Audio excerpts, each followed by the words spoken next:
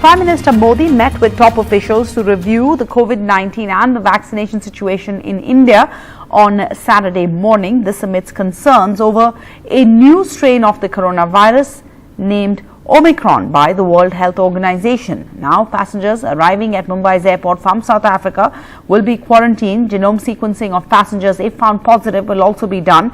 The Karnataka government has stepped up its COVID-19 precautionary measures. Screening of international passengers at the airport will be intensified, and RT-PCR tests will now be mandatory for visitors from Maharashtra and Kerala. Prime Minister Modi chairing a high-level meeting to review COVID preparedness amid growing global concern over the spread of Omicron, the new variant classified as variant of concern by the World Health Organization. After the meeting, the Prime Minister spoke of the need to be proactive in light of the new variant. He asked officials to review plans to ease restrictions on international level.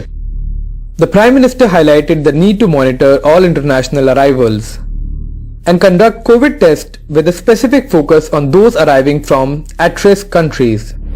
This comes a day after government announced resumption of all international flights from 15th of December with certain exceptions. But in the wake of the new variant, Delhi Chief Minister has already asked for a ban on flights from countries where Omicron has been detected. Other states have also started implementing new curbs.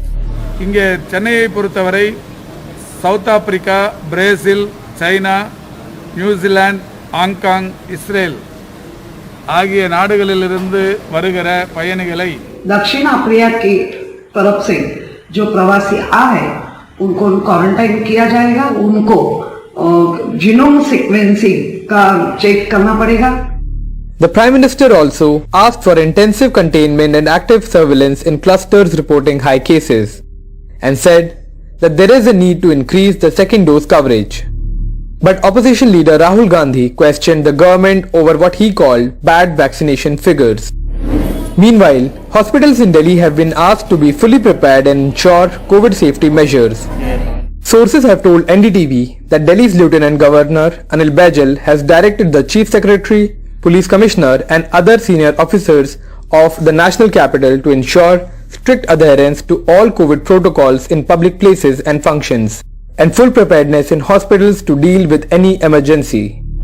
Not just Delhi, the news of emergence of the new variant has worried different state governments as well.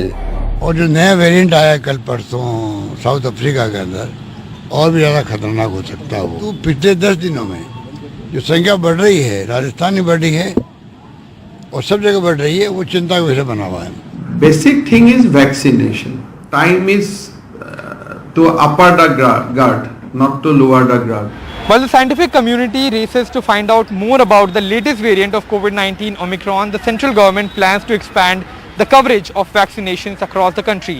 Meanwhile, to identify early signals, Prime Minister Narendra Modi has asked for genome sequencing samples to be collected of international travellers. In New Delhi, Akshay Dongre for NDTV. Meanwhile, back home, the Karnataka government has stepped up COVID-19 precautionary measures in the state amidst a rise in cases and these worries over this new strain. The screening of international passengers at airports will be intensified, and RT-PCR tests are now mandatory for visitors from Maharashtra and Kerala. The government has also decided to make the second dose mandatory and compulsory for those working in government offices, malls, hotels, cinema halls, zoos, swimming pools and libraries, and to impose a temporary ban on cultural programs in schools and colleges. So we see that there was a meeting that was held with along with the experts. Can you tell us what really was discussed and what are the measures, stringent measures that the government has come up with? Especially the Kerala, more COVID positive cases is there. So especially from Kerala, there came more students to Mangaluru and Bangalore.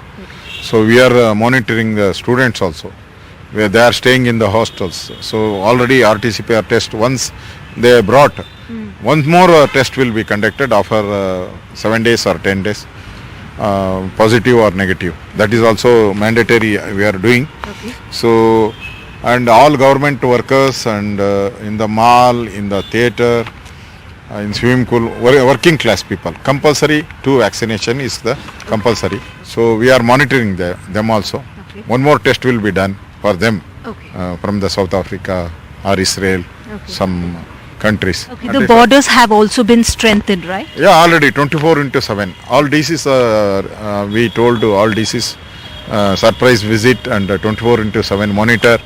Without RT-PCR test, no allow into Karnataka. And a medical college in Karnataka's Dharwad has become a COVID hotspot with 77 more students testing positive, taking the total number of cases to 281. 113 samples have now been sent for genome sequencing. Fresh admissions to the hospital have been suspended. The entry and exit to the hospital has been blocked. And of those admitted, only one who tests negatives can be discharged. Most of the people infected at the college were fully vaccinated. My question here is about the recent COVID clusters. We are already talking about the impending third wave. What are you hearing from the community? I can't term this as a third wave in Karnataka, but I can only say that there are some cluster spread, especially in an institution, closed atmosphere, where they had conducted a large cultural fest in their medical college, SDM Dharwad. There is huge student base there. Almost 2,000 students study there. We have tested almost all of them. 281 have been tested. The satisfactory thing is that none of them is serious. Even in the other two institutions, nursing college and one international school, there are about 12 and 34 respectively who are infected. There also again there is a very mild degree of infection. I think there is no concern as such in this local spread. And farmers have deferred their march to Parliament. Call 2 days before the centre is to introduce a bill cancelling the 3 contentious farm laws. NDTV Saurav Shukla spoke with a farm leader. Farm unions have decided to postpone their Parliament march, which was scheduled for 29th. I was joined by Dr. Darshan Pal.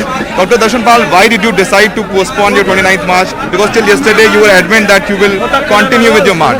Yes, till yesterday, but we said we will rethink over it on 27th. So in our meeting, we have thought that we should reciprocate to the Prime Minister's announcement while he had committed to repeal these 3 laws. So we have just postponed, and on 4th we will again meet and we will announce our next form of action on 4th if the laws are repealed, but the 6 issues we have raised in the letter written to the Prime Minister, if they are not addressed till 3rd, on 4th we will announce another form of action.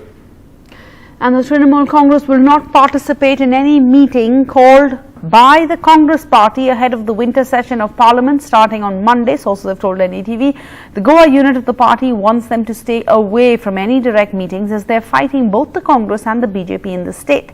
The Trinamool Congress leaders who didn't want to be named said that there would be opposition unity on the floor of the House, but attendance at the morning meetings and being seen together would be difficult. Leader of the opposition, Mallikarjuna Kharge, has called for a meeting of all opposition parties in his chambers on Monday morning. In the last few days, rain has battered many parts of Tamil Nadu. The state received over 75% more rainfall during the period November 1st to November 27th. Here's a report from one of the worst affected regions, Chengalpet. The arterial GST road connecting Chennai and Trichy cut off one way near Chengalpattu, 60 kilometers away from the state capital. This after waters from 5 overflowing lakes flooded the highway as 11 centimeter rain pounded the region on Friday night. It took a few hours after the rain stopped for the traffic to be restored. So the lake is overflowing due to the surplus amount of water, and it has been cascaded across the village. More than 500 families have been impacted. I've reached out to the district collector and he has given us best possible support. Chengalpattu is inundated. Boats have had to be deployed to rescue residents from low-lying pockets of the district. Water has entered Selvi's house at Padur. It's a nightmare for many others. எல்லாம் செப்டி tank தண்ணி எல்லாமே ஃபுல்லாகிட்டு தான் வீடு ஃபுல்லாக நிரம்பிட்டு இருக்கு. அதனால குழந்தைங்க school போகிறது வர்றது எல்லாமே ரொம்ப கஷ்டமாக இருக்குது. அதனால எத்தனை வீட்டுக்குள்ளே பாம்பு இருக்குது, உள்ளவும் போக முடியல எங்களால். Around 3,000 people have been shifted to relief centers like this. It was midnight when waters entered the home of this woman, Shanti. இங்கே வந்திருக்கோம் சார். எங்கள் வீட்டெலாம் வந்து ரொம்ப தண்ணி உள்ளவே இருந்து எங்களால் குடும்பம் பண்ண முடியல. எங்கள் வீட்டில் பாத்திரம்லாம் ஃபுல்லாக மிதங்குது. இந்த ஊர் தலைவர், எங்கள் ஊர் தலைவர் நைட்டு 1 மணிக்கு வந்து எங்களை வந்து பார்த்து எங்களுக்கு ரொம்ப ஆதரவு கொடுத்து எடுத்துன்னு வந்து. After 2015 deluge, Chennai touched the 1000 millimeter rainfall mark in the season today. Chief Minister M.K. Stalin reviewed relief work in low-lying pockets of Chennai. The Met has forecast 2 more days of heavy rainfall. All lakes and reservoirs are filled to capacity, and there's worry very heavy rainfall could turn things worse. With Balakrishnan and Chengalpattu and Cheryl in Chennai, Sam Daniel, Find the TV. And finally, NDTV Srinivasan Jain and Maria Malavi have won the International Press Institute IPI India Excellence in Journalism Award for the year 2021. The award recognizes an investigative piece by the NDTV show Reality Check exposing the Uttar Pradesh police's legally dubious love jihad cases against interfaith couples. And the International Press Institute is a global organization dedicated to the promotion and protection of press freedom and the improvement of journalism practices.